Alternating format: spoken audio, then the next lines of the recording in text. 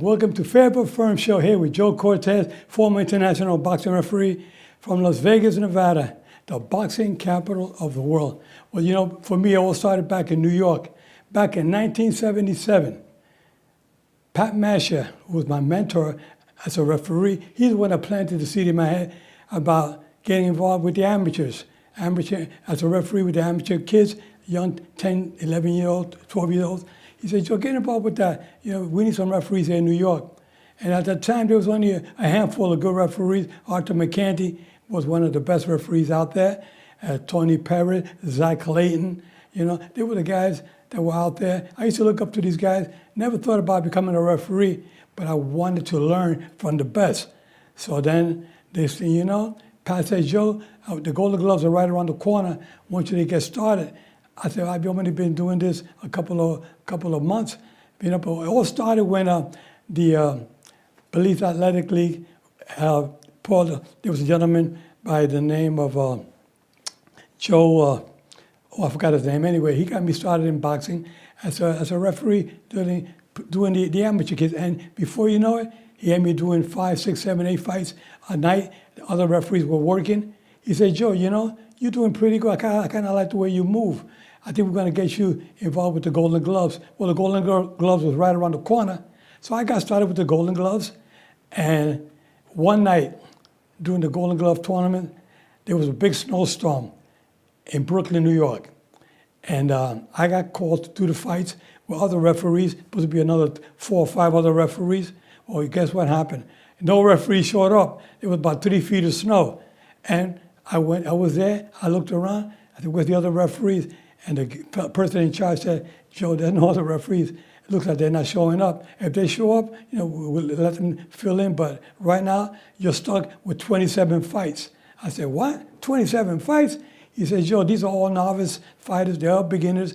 They're not going to go the distance. So you could probably do it. You're young. You can still move around. I said, all right, well, take a shot. You know, it was an opportunity for me to show if I had any talent. And so I did all 27 fights by myself. And next thing you know, they said, Joe, the quarterfinals, normally we don't use a beginner as a referee. We're going to give you a shot. So they gave me a shot in the quarterfinals.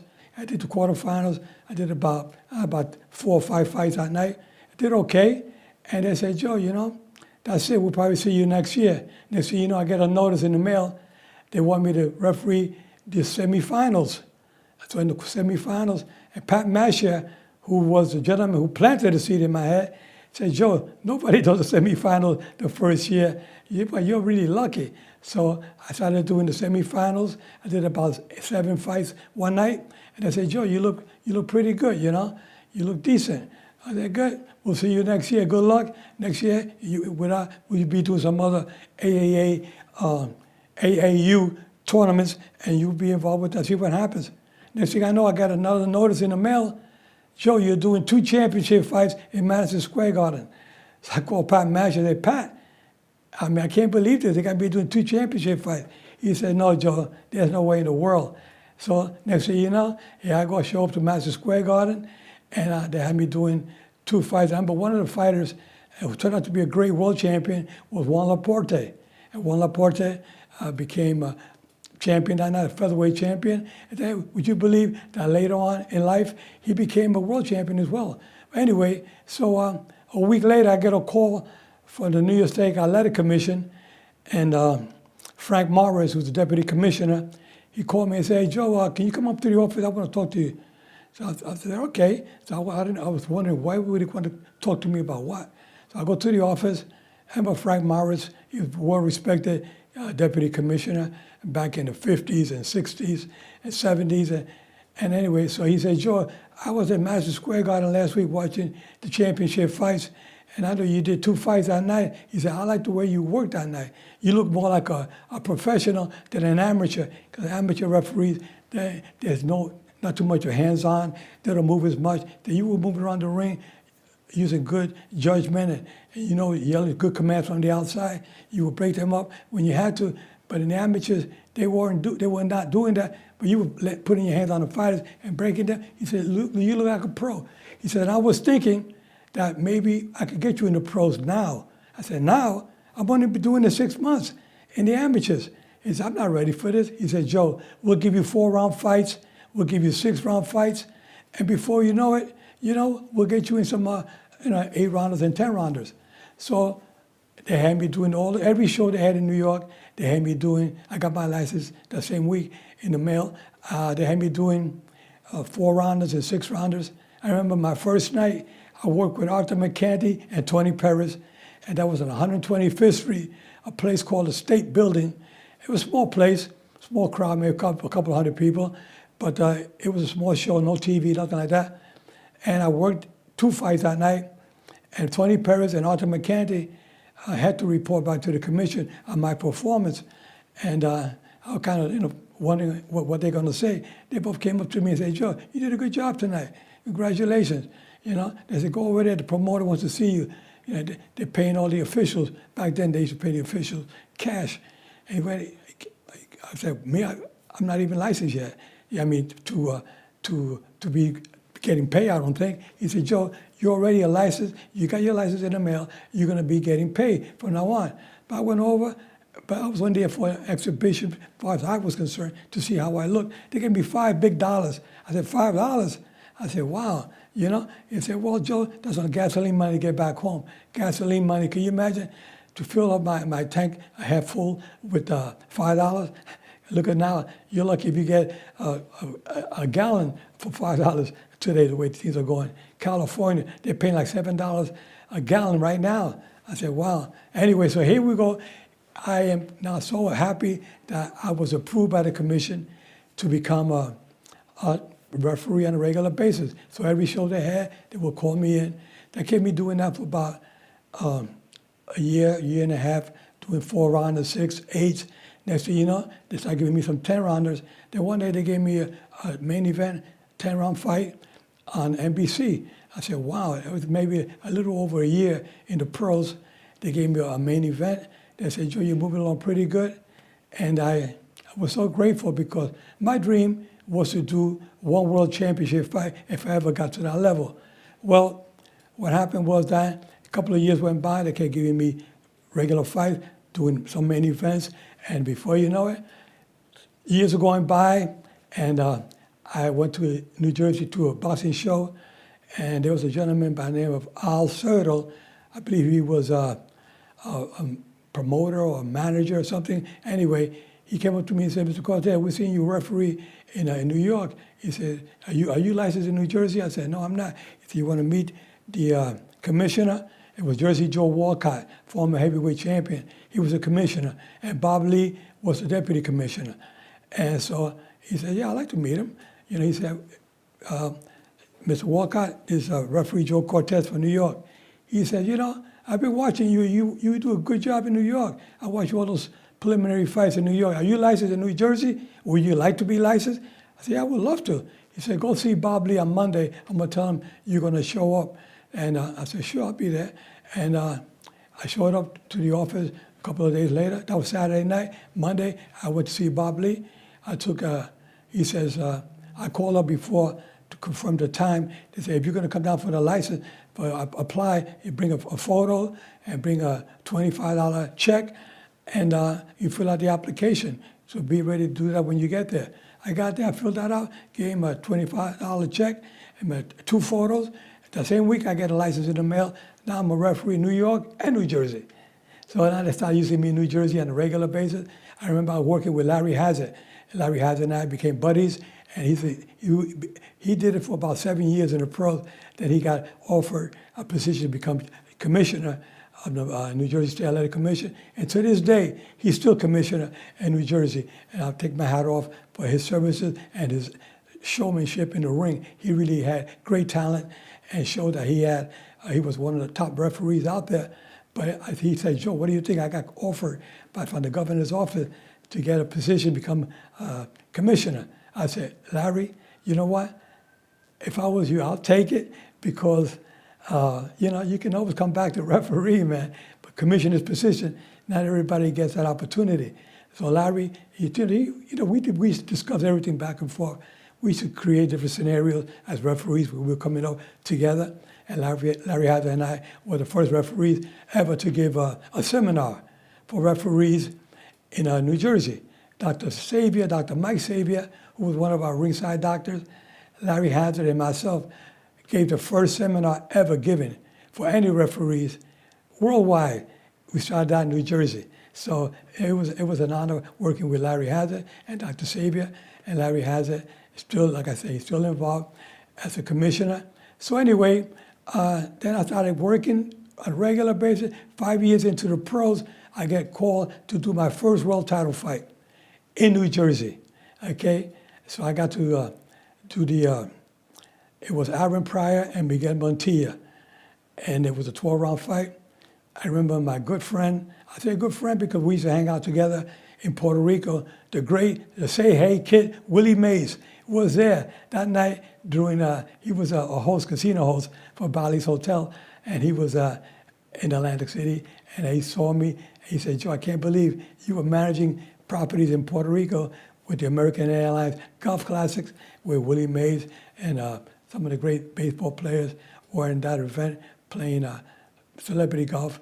Anyway, so here I saw Willie Mays, so I want to show Willie. He said, man, Joe, I can't believe you're a referee. So here I was in the ring, Aaron Pryor, Miguel Montilla. My dream was to do one world title fight, as I mentioned before, and that was the beginning of it in 1982.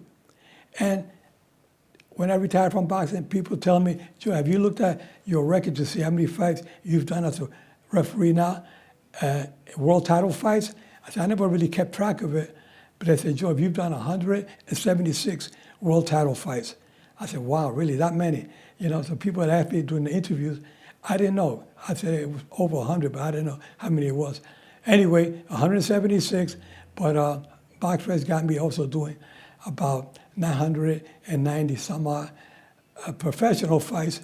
But if you look at the BoxRec, you see that they got me starting in 1979. It was not true. I started refereeing professionally in 1977. So there's 2 years of fights. There got to be at least another 30, 40 fight cards that were not reported on my record, just like my fight record as a professional. I was 18-1, but the BoxRec got me for 12-1. The one loss I had was to a great fighter named Georgie Foster, a lightweight from Toledo, Ohio, whom I lost a six-round decision at the old Madison Square Garden. And that was a good learning experience for me. It was my fifth fight. But I did okay in the amateurs. And you guys out there watching that want to be referees, well, I took some notes here to show you guys, to kind of walk you through how you become a referee, okay? Do like I did, you know? Start with your local gym. Go to your local gyms and talk about, see if they're having any sparring sessions, young kids. See if you want to get in the ring with these young kids and move around with them a little bit to get a little feel of your ring mechanics, you know? And then, but one thing that you want to start doing is learning, like I said, do all you can to learn with these young kids, and then start going to where the professional fighters are training. They do sparring sessions. If you think that you're ready to go in there with these guys, but start with the amateurs. My advice is do like I did. Start with the amateurs, then you start working your way up the ladder till you start doing the professionals, but then you start doing the pros in training sessions. When they're in the gym training, sparring, you're in there with them, refereeing, move around, yell your commands from the outside, you know, break, stop, box, you know, and just, you know, do what you got to do. You watch referees. If you want to be a referee, watch the referees on TV today. You got great referees out there doing great fights. You got Benji Estevez, you got Mike Ortega, you got Russell Mora, you got Tony Weeks, you got Kenny Bayless, you got Robert Hoyle, you got Jack Brees, you got so many. Female, Sparkle Lee, who was a great, still is a referee out of New Jersey, and she was she was a police officer, and she retired from the police department, but she was the first female to referee a world championship fight on HBO, okay? And Larry Hazard, again, thanks Larry for giving her the opportunity to do a world championship fight on HBO. I mean, it goes to show that when you know your boxing as a commissioner, And you know that your team of officials, whether it's judges or referee, you know what fight you could put him in. And they put her into a fight. It was a little difficult for anybody to do, and she handled it with breeze, no problem. So I said to myself, somebody like that, you always got to say, man, that's when the money starts coming in as a referee, you know. But I really think that if you mess up, and the commission are going to get really upset with you, they're going to start. Yes, they will start screaming if you're not doing a good job. So that's why I say, do a good job as a referee, and before you know, they start doing some major fights. But these referees that I just mentioned, they are top-notch referees. If you want to learn, watch the referees. I know you're watching the fight, but sometimes just watch the referee and watch their ring mechanics, how they yell, the verbal commands, when they call in the doctor. I always say, if you feel your fight is taking unnecessary punishment, I'd rather stop at a punch too soon than a punch too late. I always used to call in the ringside doctor during the round, only if there was a cut, okay? But you can't call in the doctor because the guy's in a concussive episode.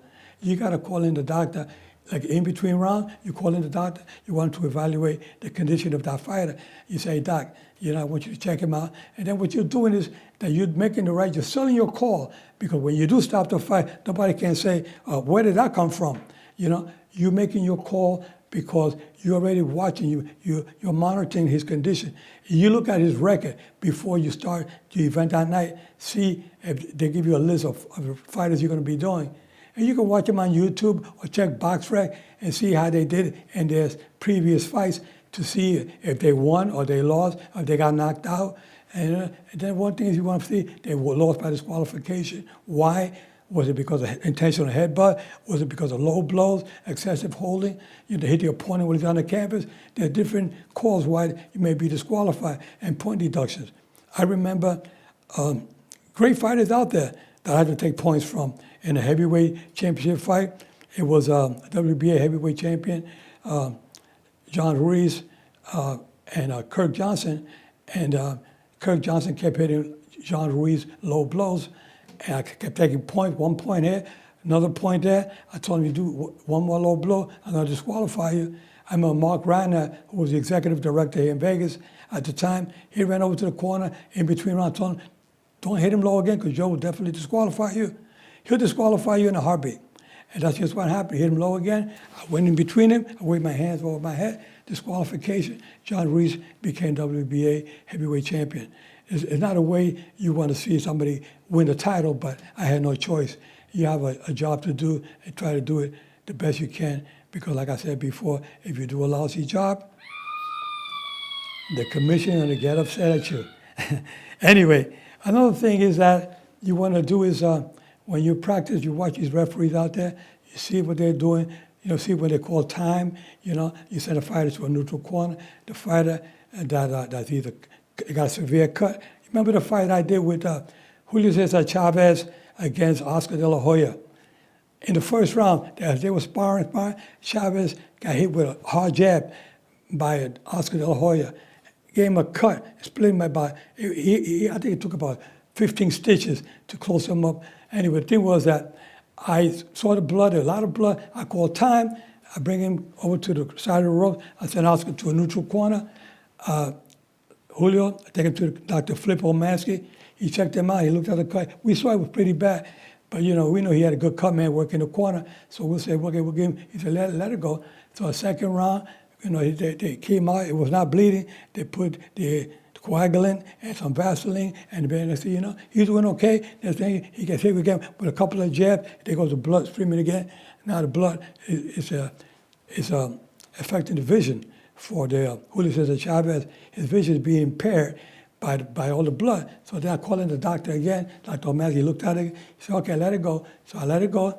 But then it came to the point, I think it was in the fourth round, so much blood, and I see Oscar was turning to combination. I seen Julio getting hit with punches that normally he wouldn't get hit with, but he would be blinded by his own blood. So his vision was impaired, and I just took him to the doctor again, Dr. Flip Omansky. He said, okay, that's it, Joe, stop it.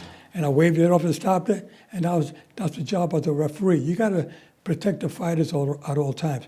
This is something that we want to make sure that we do our jobs correctly. And sometimes the fans are not happy because they either got money bet, they bet here in Vegas, you can bet on any sport. So I guess some of these fans, they bet on a particular fighter, and their fighter lost because the referee, Joe Cortez, had to stop the fight. But you know what?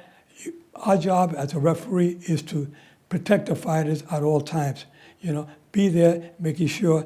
Enforcing the rules is one thing, but first and foremost is protecting the fighters from taking unnecessary punishment. So safety comes first. Okay, these are the things that I tell all the referees out there. Our referees today, as a matter of fact, on my way driving here today to the studio, I got a call from one of our referees, wanted to know how he did in his performance last week on TV. I said, good job, I'm not going to mention the name. Did a good job. There was a punch that came with a punch, and the guy the fighter walked into an elbow, and the referee called it he thought it was a punch, But anyway, and the replay we see that it was an elbow that hit him and cut him open. Okay, so sometimes that's why here in Las Vegas we have a new commissioner here, executive director, Jeff Cummins. He's a new director, and he's doing a good job, and he has the right to sit down with the review official. They sit together, and as they're watching the fight, they make a decision if it was a headbutt, or if it was a punch, or if it was a slip, was it a knockdown. So you're making sure that you're making the right calls as a referee. So we want to make sure that you, as a referee out there, are doing your job to the best. You don't become a good referee overnight. Referees, the only way you're going to really get good in refereeing is doing the difficult fights. And the difficult fights are those 4 and 6 round fights. The fighters are still a little green. They're not ready yet, but they're kind of sloppy, and they're making it difficult for you. They go down, they get up, they're hugging, they're holding too much, and you got to stop them. You got to call timeout. Too much excessive holding. I'm gonna take point. Tough fights are the ones that make you a better referee, and this is what we want to see in boxing. You guys learn your job. So watch these referees out there, what they're doing in the professional rank. Watch them in the amateurs. You don't see so much amateurs on TV, but if you want to see some stuff, watch it on YouTube. So you guys got the luxury of watching stuff that we couldn't watch. We were coming, we didn't have the YouTube and the internet, access to the internet to see the records of fighters the way you guys can do today. So you guys have an advantage of becoming better a lot quicker than what we did back in the old days. So I say that if you have to try to do the best you can and learn it, little by little. Don't rush into it. And don't get upset if you don't get called for a particular assignment. Sometimes you don't get called for a particular assignment for whatever reason. They either got too many referees, or they want to use a rotating system. So different commissions have different ways of handling the assignments. But I tell you guys out there, be patient. Don't get upset, because you get upset, you're going to say something wrong. You're going to get back to the commission, and they're going to, before you know it, they got you behind the 8 ball. Then you find yourself not working as much as you could have been working, and you've been a gentleman. Be a gentleman and do your job the way you're supposed to, but without giving these commissioners a reason to say, that official, that judge or referee, always complain. Don't ever call a commission or anybody out there for assignment. That's a big no-no from an official. An official should never call anybody, a manager or a promoter. If you do that, let me tell you one thing, you will not be working much longer, especially in the pros.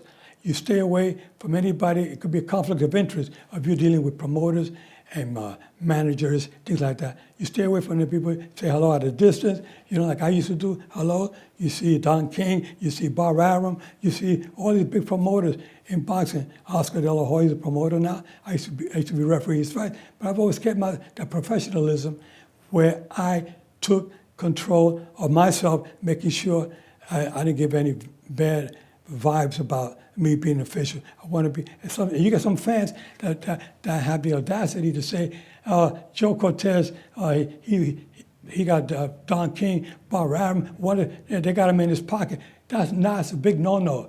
These promoters don't talk to us. I don't deal with those guys. Nobody does. These referees and judges are not supposed to be doing that. And if they're doing it, believe me, they won't be around much longer. Once anybody finds out that you're fraternizing with any one of these fighters, managers, promoters, things like that, it's not a good thing if you're going to be active referee. Once you retire, you want to do different things. You want to be like a consultant, like I have done, as a consultant, as an advisor, but I was already retired. I've done that. But you know what? I always kept my distance, no matter what. I don't care if I never got an assignment, but I'm not going to call a promoter. I'm not going to try to chummy up with the people that could make it happen for me to get assigned to a particular fight. You don't do that.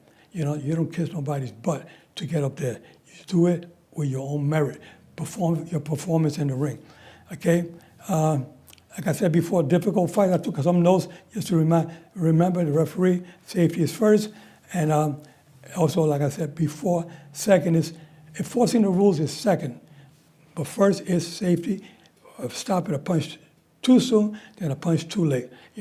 I stopped a fight one time here in Las Vegas, Robert Wangila against a guy by the name of, I think it was Frank Fernandez.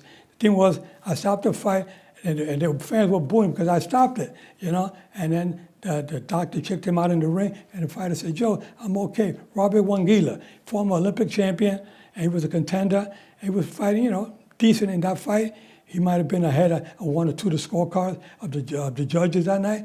But I saw something. There was a battle back and forth, close fight. And Wangila might have been ahead. I don't know, because I was not a judge.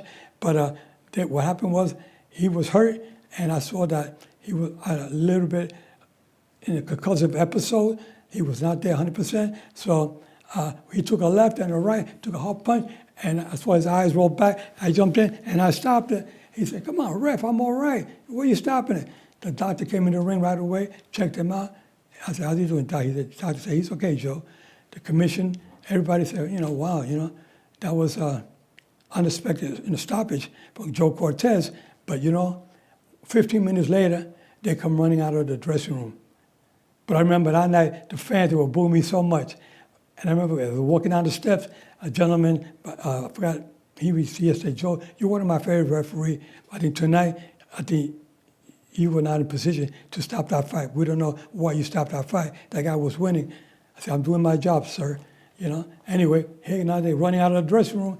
The kid, Robert Wangila, is having seizures in the dressing room, okay? So now they called the ambulance, and they rushed this fighter to the hospital. So I rushed home. I got home real quick. I took a shower, put on my clothes, came back to UMC Hospital that night, and I went to the emergency area, and I saw the family out there waiting, and they said, he's in the operating room now. And then next thing you know, Dr. Campana, Albert Campana, who was also the ringside doctor that night, he's the doctor that checked him out in the ring and said he was okay in the ring. And he says, Joe, he doesn't look good, doesn't look good. So 2 days later, the kid passed away. So everybody that was booing me that night, they would probably say the next day, oh my God, we were screaming and yelling at the referee for stopping the fight. The referee knew what he was doing. There's nobody can see the action much better than a referee. You're up close, you see the fighter's eyes. Anyway, I think that boxing is a tough sport. It's a game. It's not a game. You don't play boxing. We're in the hurt business. So we have to remember, safety is first. Second is enforcing the rules. And also, like I said, you want to do a good job and making sure that when you start doing okay, the main thing is that you try to get yourself in a position where they want you all the time for bigger fights and whatnot. And there's nothing more better than feeling that the fans love you. Some of them, half will love you and half will hate you. And you know what I said at the end? I love them all because I'm retired now, and I can say I have no regrets. I love my fans all over. I can still get messages every day from fans online about my work in the ring. They remember. They say every time we think about a referee, we always think about Joe Cortez. We always think about, the work you did. You were a no-nonsense referee. We had Mills Lane was a great referee, Richard Steele, and Larry Hazard, and there was Arthur McCann. There's so many great referees back in the day when I was coming up, and we all tried to do the best we could. recruit us referees. With that said, guys, I hope that'll help you, get you in the right direction and becoming a referee. Take care. God bless. And remember, guys, I'm fair, but I'm firm. Touch him up. God bless.